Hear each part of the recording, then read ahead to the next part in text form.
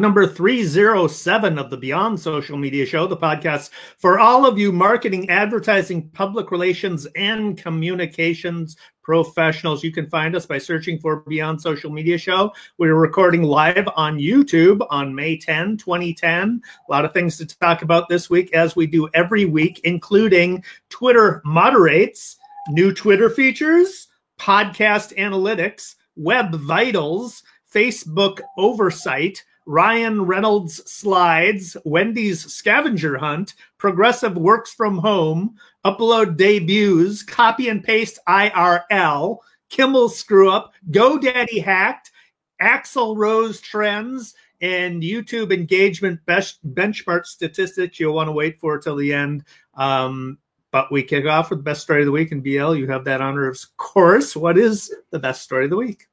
Well, everybody complains about how there's all sorts of fighting on Twitter. So Twitter wants to help you be nice.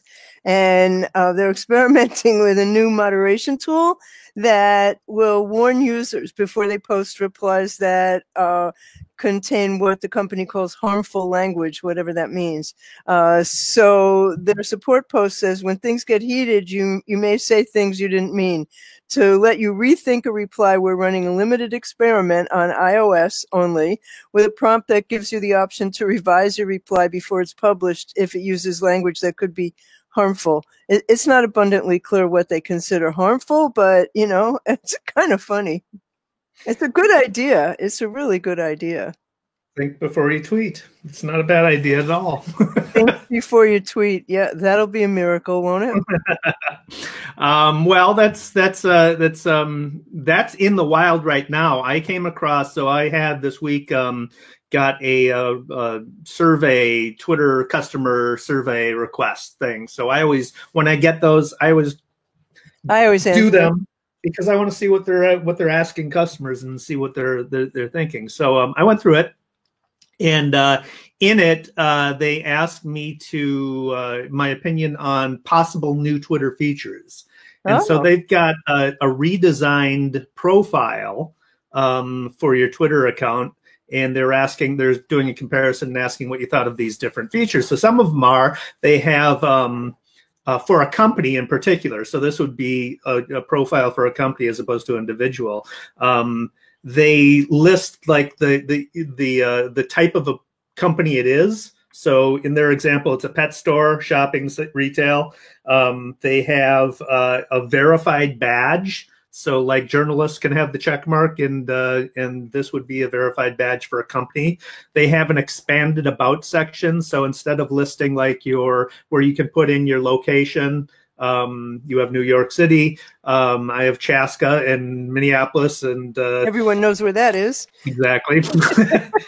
But in this case, it has the actual address of the location. It would have the hours of operation, like a traditional business listings. It's got a button for getting directions. It's got a button for clicking to call. Like Google. Exactly. So it looks like they're thinking more of these as business listings like Yelp and Google. They have another section. So a new section that would include this expanded information, but then they swap out one is an about section, another is a shop section, so it would list products with pricing. Another is a gallery, so presumably image galleries or video, I would suspect. Another is the app download section. So they're testing out these new potential sections of your profile to showcase your content that you're creating, showcase your products and services, reveal trending news about your company, show other affiliated Twitter accounts. So there's customer service accounts you could feature, so for cool. example, links to your location, directions, phone number I mentioned. So it's interesting. I took some screenshots. We'll put those in the show notes to look at it. But some very positive. But it does look like the direction that they're going in is more of a business listing type of addition as a new feature to Twitter for companies. It sounds like they combine the best features of Google Your Business and LinkedIn with Twitter. I mean, that all sounds great to me. Yep. That's been what's missing, is that you don't know enough about what you're seeing on Twitter. Very cool. So Google Podcasts this week announced that they're launching Google Podcast Manager, which is an analytics tool for the podcast platform. This is from a RAIN News story by Anna Washenko. And it's going to give us insights into audience habits, including retention, listening duration, and device data. We have to claim our show and verify them to make sure that the podcast is available consistently across Google Search, Google Assistant, and the Google Podcasts app. So I have a screenshot of what that's going to look like, and I think that's a step in the right direction. Yeah, it's interesting that they mention across all the different platforms, search and assistant in particular, because one of my things, I mean, you've heard me talk ad nauseum about audio marketing, but getting your podcast into that ecosystem, the smart speakers, is important. So check it out and see what kind of maybe tools they have for making that easier. I think we're already there, Dave. Yeah, we are, but they don't have the tools to make that easier for podcasts. So I suspect, I hope this does do that. So this is another analytics tool from Google. This is from VentureBeat's Emil Prodolinski, who reports on Google's Web Vitals. It is an initiative to give web developers and site owners a unified set of metrics for building their sites with user experience and performance in mind. And it's a set of quality signals that Google is trying to make more obvious to website owners so they can pay attention to things that determine, how well your website works for users. The measurements include load speed. We've known that speed of site download is a metric that Google places in high priority, but this would give a metric for how your site in particular is doing with that regard. Responsiveness of the website, so that quantifies the experience users feel when they're trying to interact with the page, and then visual stability. So the degree that content shifts on the page, visible content shifts on the page. Sometimes you load a page and the content's there and then it slides down for an ad. That's so annoying. It is annoying. This quickly gets into the weeds. So this is very wonky stuff. But Google has 3 metrics that they're trying to simplify. Basically, at a glance, you can see whether you're doing well, need improvement, or doing poorly. And one of the metrics is called largest contentful paint, which means nothing to anybody. But that's the degree of visibility of content, I believe. First, input delay, that makes more sense, and then cumulative. P-A-T-E, like pate? Yeah. Paint. Paint. P-A-I-N-T. Oh, okay. Oh, that makes even less sense. Yeah. But it's like programmer writing it. It's painting the screen, and that's what. Like I said long ago, that developers should not be writing their own manuals because for sure they make no sense whatsoever. But anyway, we'll put the link to this in the show notes for the geeky among us, and they can check it out. And there's a visual that gives you an idea of the metrics that they're interested in. But it's an interesting thing just in terms of how you want to design your pages so that Google likes them. We do want Google to like our pages, that's for sure. So this week, Facebook announced its Overlord board. They don't call it that, they call it their Oversight board. And Kara Swisher describes it as an independent panel that has all the hallmarks of the United Nations except potentially less effective. So this is from a New York Times article by Kara Swisher. And so they announced the first 20 members of their new Oversight board they're the only people in the world who can apparently overrule Mark Zuckerberg. And they're tasked with determining the kind of content that should be allowed on Facebook. And it's funded by, we talked about this before, it's funded by a Facebook trust that Facebook can't mess with. It can overrule Zuckerberg. And its job is going to be to judge appeals from users about material that Facebook has taken down, and it will review policy decisions that the company has submitted to its board. The first group is, it certainly sounds like the United Nations. The first group includes a former judge and vice president of the European Court of Human Rights. the former editor-in-chief of The Guardian, a Nobel Peace Prize recipient who promoted free speech in Yemen during the Arab Spring, a vice chancellor of the National Law School of India University, the former director general of the Israeli Ministry of Justice, and the leader of Africa's Internet Without Borders. So, you can't get more intellectual than that. And she likens the job that they're trying to do to boiling the ocean. Kara Swisher says, I'm not trying to be glib here because solving the problem of how to deal with speech across the largest and most unwieldy communication platform in human history is not for the faint of heart. It may be beyond the capabilities of anyone.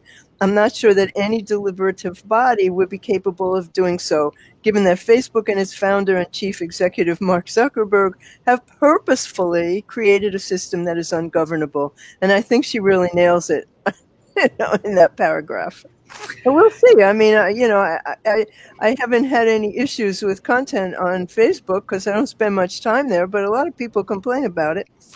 Yeah, not the least among them, the Lincoln Project, which recently had their ad that was an anti-Trump ad taken off Facebook. Did they?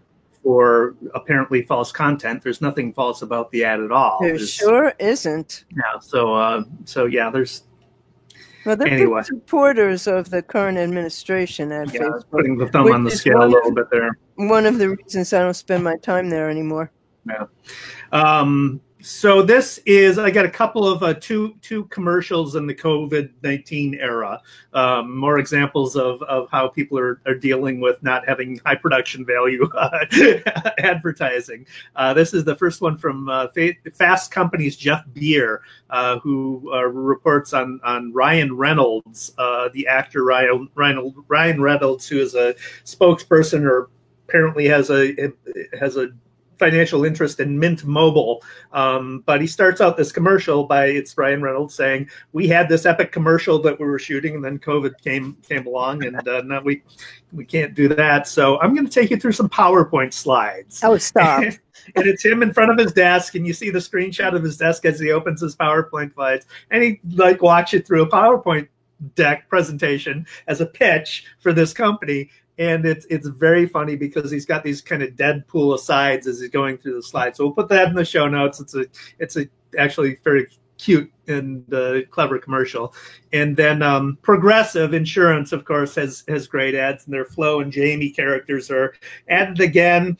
And Flo has tech issues during the Zoom call, and another one they're having a sales call, basically role-playing session, and Jamie messes it up, and they're both very funny, so we'll put those in the show notes as well. There's equally so many ads that are just so freaking serious. And do you remember the ad from the ASPCA, In the Arms of an Angel, where she sings in the arm? I was at a conference where people voted that as the most hated ad ever. Okay? And I mean, the thing least likely to make you contribute. So now there's one about the Canyon of Heroes in New York, and it uses all this archival black and white footage of the astronauts and the various teams coming through. And I think I recognize the voice as a friend of mine who does voiceovers, but it's, this has been the Canyon of Heroes, and it's at this very slow, and there's this slow, and every time it comes on, I want to throw something at the television. So, and there's many of those, and, they're like, to me, those are a lot like those "we're here for you" emails from whoever the hell those people are who send them that you never heard of. Don't be here for me, all right? But anyway, that's funny. I mean, humor is definitely scarce these days, that's for sure. So Wendy's did something fun, which ended last week. They had a scavenger hunt online, and I actually did the first one of those that was ever online, and it's like more than 10 years ago. But anyway, this week Wendy's gave Twitter followers a chance to win $5,000 and free food in a digital scavenger hunt across the internet. The one I did was all over the country. So this is from a mobile marketer story by Robert Williams, and it was called the Wendy's Cyber Search, and they gave away $5,000 in prizes to fans who followed clues to find 129 gift codes on Spotify, Twitch, and Wendy's.com.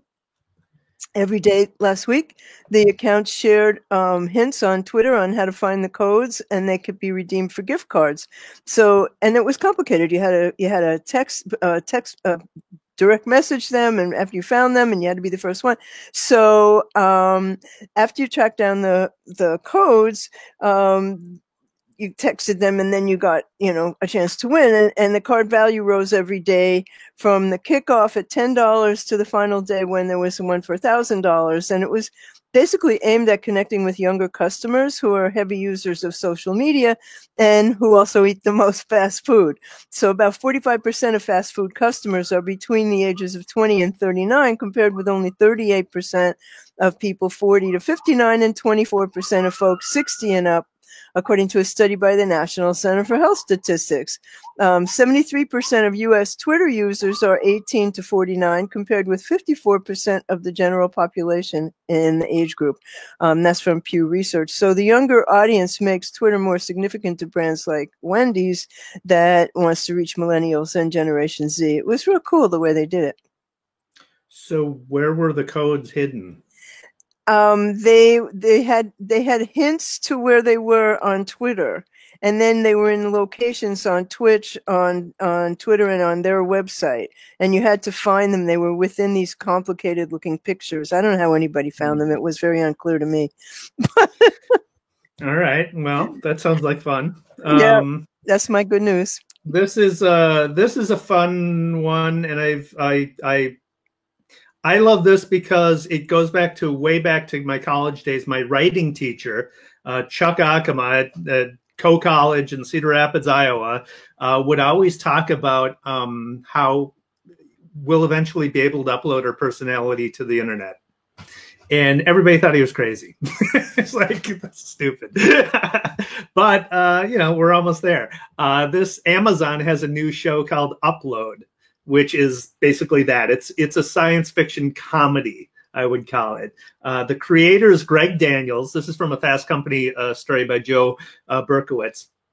The creator is Greg Daniels. He was behind The Office, King of the Hill, Parks and Rec. But I binged watched the whole first season. It's very good. It's very funny. It's an imagination what the world would look like if you actually uploaded your personality to the internet after you died. And there's like tiers, so you can, if you're rich, you can afford the beautiful neighborhoods that are fully immersive and everything goes right and everything. And if you're not so rich, then you have like data caps, so you only get 2 gigs of data a month. And after you run out of data, you're just frozen in black and white. And you have to wait for the next month before you can do anything. But you're dead at the time, right? You're dead, yeah. But your personality lives. It's you. You're just digital, and you can interact with people in the real world. And so there's a romance that develops between the customer service and the dead guy, and there's a parent murder mystery plot going on. I won't wreck it for everybody. We'll put the trailer in the show notes, but it was really good. I liked it. I think during the pandemic, we need to add a segment about cool things we're watching. So I watched something so cool last night. It was a Japanese storyteller named Katsuro Sunshine, and every Saturday night at 8:00, he's going to do a live stream on YouTube, and it's a traditional form of storytelling that's very punny and hilariously funny. And people from all over the world were watching last night, and next week I'll do more about it. In fact, I'm going to ask him if I can interview him.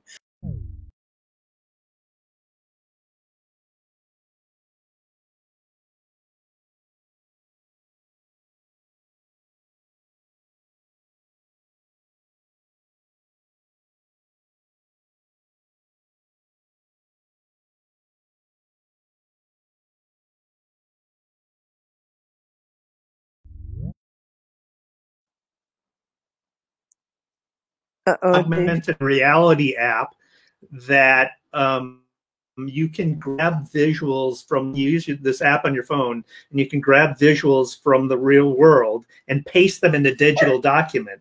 So you can point your camera with the IR app with the IR app at my coffee mug here, and then go and paste that into a Word document, and it'll take the mug and paste it into the Word document. So it's pretty cool. It's only a prototype right now. You are completely distracting me, BL. Stop it. It's just a prototype right now, but it's a fascinating example of, rather than projecting digital onto the real world, of taking the real world and putting it into a digital world. The other one is from PC Magazine's Matthew Humphreys, who reports about Google Lens has a new feature now that allows you to basically do the same, but with paper notes. So you can take a picture of a document and using Google Lens, copy it. You could do that before, copy it to your phone, but now you have the ability to tap something to copy to computer, and it'll take that text and transfer it to your computer. I did a demo of it with my own phone. It's on iOS and in the Androids. It's in the Google app on iOS and in Google Lens on Android. But it's pretty slick. It just did a picture of a newspaper and copied the text directly my desktop. It was in my clipboard, my desktop, and I pasted it into a document and worked just like, worked well. I have some Google stuff in Shiny Objects. Yeah, they did. They were busy this week. Yeah. Yeah. More. All right, that's it. Okay, so this is both best and worst, and Ashley funny. Jimmy Kimmel screwed up. This is Lucy. Jimmy Kimmel screwed up this week. He edited a video to make it look like Mike Pence, who was on a publicity stunt, carried empty boxes into a nursing home. And that video from Jimmy Kimmel went viral. So this is from a BuzzFeed News article by David Mack. So what happened was that Mike Pence visited a nursing home in Virginia on Thursday, and he helped unload a van that had PPE in boxes, and he did that for the cameras. It was a PR stunt. Jimmy Kimmel aired a clip that went viral and was viewed more than 1 million times on Friday morning before it was taken down, and then they put it back up later with an explanation. But on his Thursday night show, Kimmel's version of the video said the vice president didn't realize he was wearing a mic when he inquired about the last boxes in the van, and we're told that they were empty. And you can hear him saying, well, can I carry the empty ones just for the camera? So Kimmel said Mike Pence pretending to carry a box of BPE, an empty box of PPEs into a hospital, is the perfect metaphor for who he is and what he's doing. A big box of nothing, delivering another box of nothing. So Friday morning, the clip went viral, and one tweet suggested that Pence had been caught, not realizing he was on a hot mic.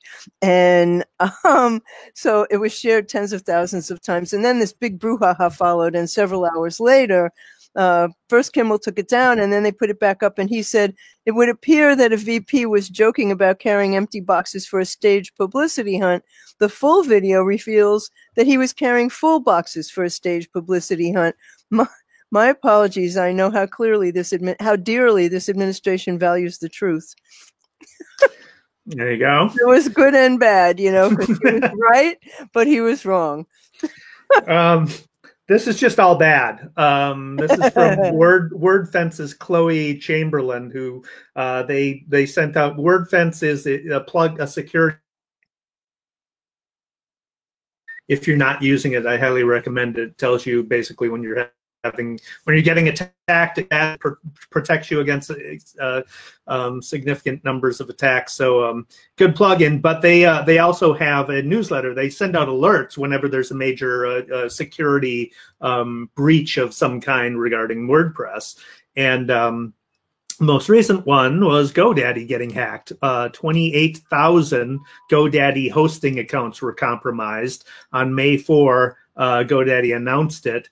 They disclosed that the SSH credentials of approximately 28,000 GoDaddy hosting accounts were compromised by an unauthorized attacker. GoDaddy's official statement on April 23, 2020, we identified SSH usernames and passwords have been compromised by unauthorized individual in our hosting environment. This affected approximately 28,000 customers. We immediately reset the usernames and passwords, removed any unauthorized SSH file from our platform, and have no indication the individual used our customer's credentials or modified any customer hosting accounts. The individual did not have access to customers' main GoDaddy account. So, I mean, if you have a GoDaddy hosting, change your passwords, usernames, especially in your databases, which is highly recommended. I have GoDaddy hosting. I haven't received any notification that any of my accounts were compromised, but you know, everybody gets hacked these days, and when it's a big company like GoDaddy, a lot of people are affected. So Google has a password checker that I checked on this week. It will show you how many of your passwords are compromised and how many of them are duplicated. I had 0 in either situation, thank goodness. But so many people it shows you if you use the same password in more than one account. And so many people do that. And people say, well, how am I supposed to remember them all? Well, you're supposed to write them down. Now, that's a good point. How am I supposed to remember? It's a problem. It's a big Passwords problem. need to be fixed. Problem. Absolutely. It's a terrible problem, but you know, you have to deal with it. It's part of being online, especially everybody working from home. So that brings us to Shiny Objects. Yes, it does. So I put these in Shiny Objects. I could have put them in Best, but they were kind of cool. So Google has Google Meet, which is for business meetings, and which we talked about last week. And they also have Google Duo, which is a video calling platform that's aimed at friends and family, and it's got fun special effects, and there's one on it today for Mother's Day, and you can doodle in family mode, and group calls are coming to Duo on the web as opposed to just on your phone, and you will be able to invite anyone with a Google account to your call with just a link, kind of like we're doing here with Jitsi. And Meet is the video conferencing that instead of fun stuff, it offers screen sharing, automatic captioning for meetings and up to 100 participants. So Very that's cool. new. Yeah. Good. This is from ZDNet's Liam Tung, who reports that Microsoft has released 20 more videos that are being added to its 44-part Python for Beginners series. So if you all keep coked up and have a lot of time on your hands, time to learn a new programming language, Microsoft has got your back. They've got a huge collection of Python educational videos for beginners to learn machine learning. So the 20 videos, new videos, are 2 to 15 minutes each, so they're adjustable. And there you go. Put a link to those in the show notes. Did you just say if you're all coked up? Well, no, all cooped up. Cooped up. You're coked up too, I suppose. All of them, right? Yeah. So Google's added some new AR features in search. And so you can explore the human body. This is so cool, but it's only for Android right now. You can explore the human body and get a close 3D view of animals, plants, and bacterial cells. And, you know, it's one thing to read about your human heart, and it's another to see it up close and 3D view of it, how it pumps blood to provide oxygen. So they're partnering with a firm called BioDigital, and you can explore 11 human body systems with AR search on mobile. You can search for the circulatory system and view it in 3D, and you see a heart up close, or you can look at the skeletal system. This one's really cool. And trace the bones in the human body and see how they connect. You know, the thigh bone's connected to the knee bone. You can see that. And you can read labels on each body part and learn more about it. You can view life-size images in AR to better understand the scale. And you can also use it for museums and landmarks. But right now it's just for Android, and you can record and share what they call social worthy videos, AR videos. It's so cool. All right.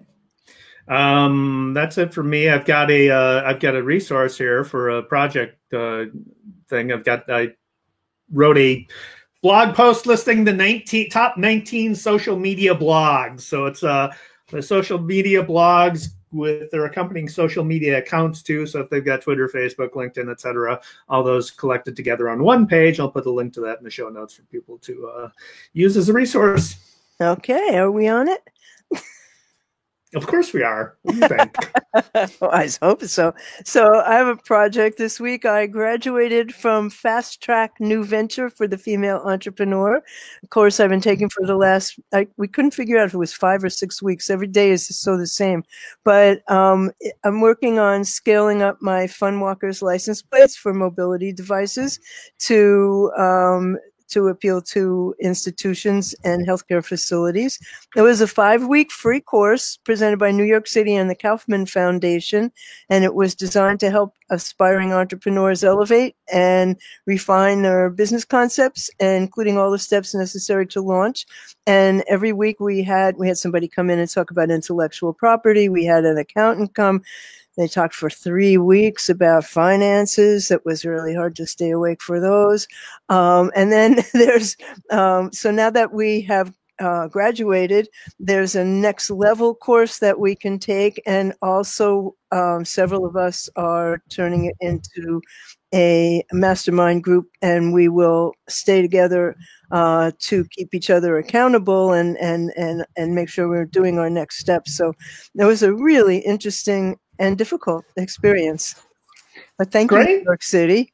Fantastic. Congratulations. Yeah, thanks. You get a mortarboard? We will. It was 4 hours. They're sending us something, but it was 4 hours twice a week. And I got to say, 4 hours is a long time to sit and stare at the screen and pay attention, because it was Zoom and you could, they could see if you were sleeping.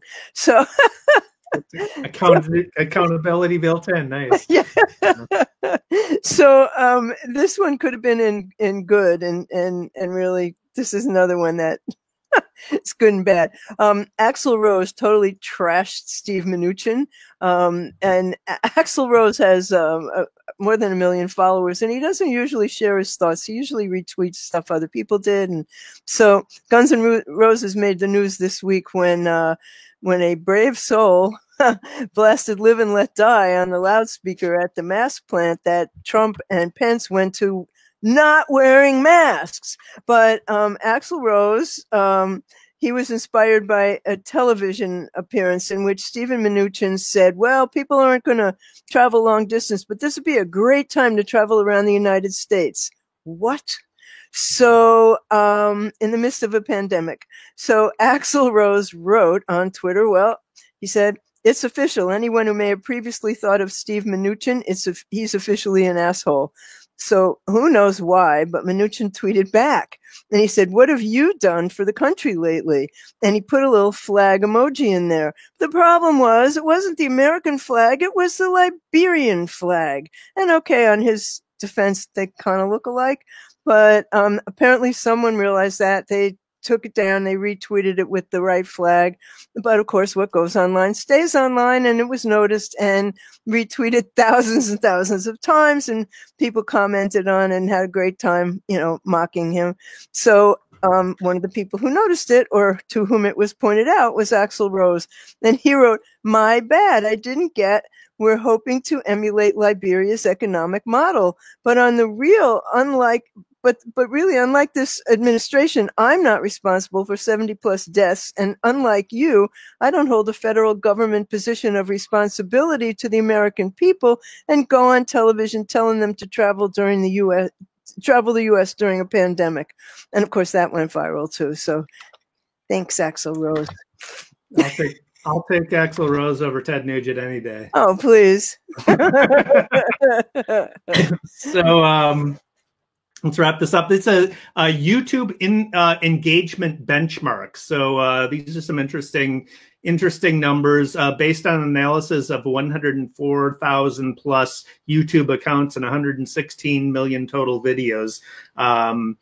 There's like to dislike ratio. So the like to dislike ratio is the ratio of number of likes over the number of dislikes. And this has good, average, and bad. So good is 97.4 to 99%. Average is 94.3 to 97.4%, and bad is 85.5% to 94.3%. There's the comment to view rate.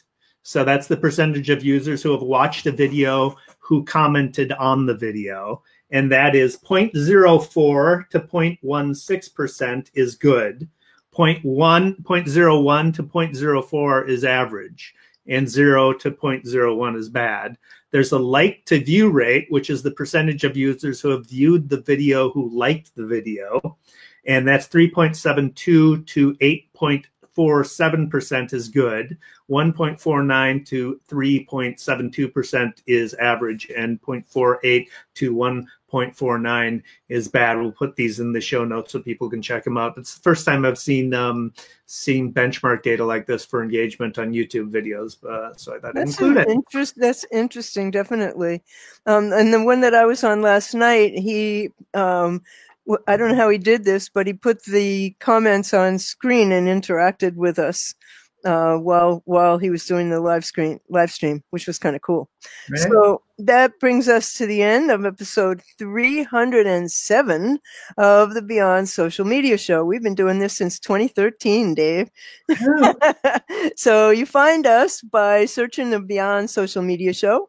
Well, links to everything we talked about today will be at beyondsocialmediashow.com/307. I'm here with David Erickson. He's on Twitter as D Erickson. He's on Instagram as DE Erickson. He's on YouTube as E Strategy, and he blogs at e-strategyblog.com, a great blog you must read. I'm BL Ochman. I'm on Twitter as What's Next. My blog is what'snextblog.com. My YouTube channel is What's Next Online.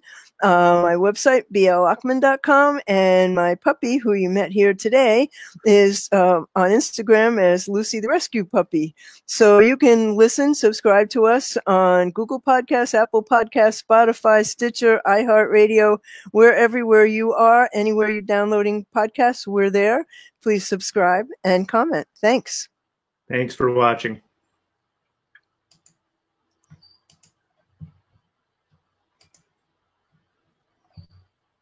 All right. So